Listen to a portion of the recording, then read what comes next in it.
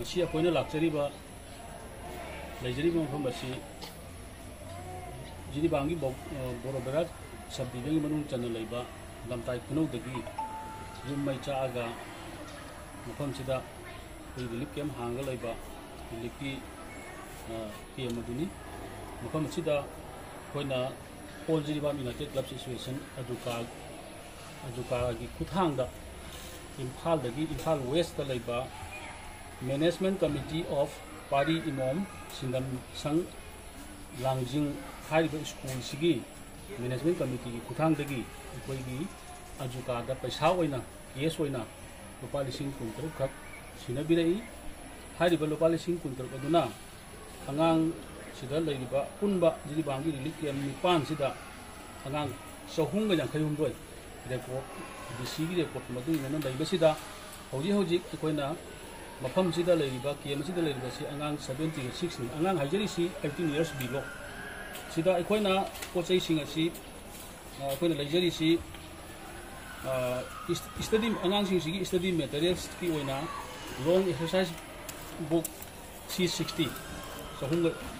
sahunga humpu adagi ball pen amadi pencil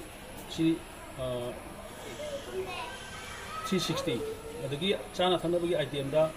biscuit lere lisi lere lollipop lere kimli lere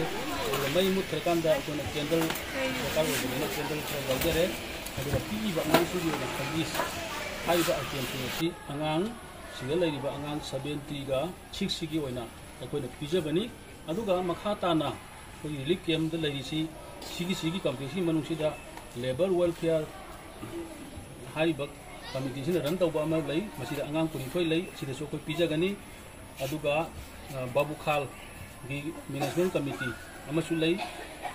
sida su angang 21 leiri then adugi matungda khoi chingdong leikai LP school leiba angang 75 da su pijagani aduga Soroting high school da hangba relief camp da angang 50 ga 5 children home Harinagar da angang 40 ga 7 aduga Jiribam Higher Secondary School da angang 40 ga 9 aduga Borobega relief camp da ready 1 2 3 siga chenthok ta ba adugi begra side su angang nipan lei hariba nipan adugi su ikoi jahonana ba kona jagani hai wakamsi thamjani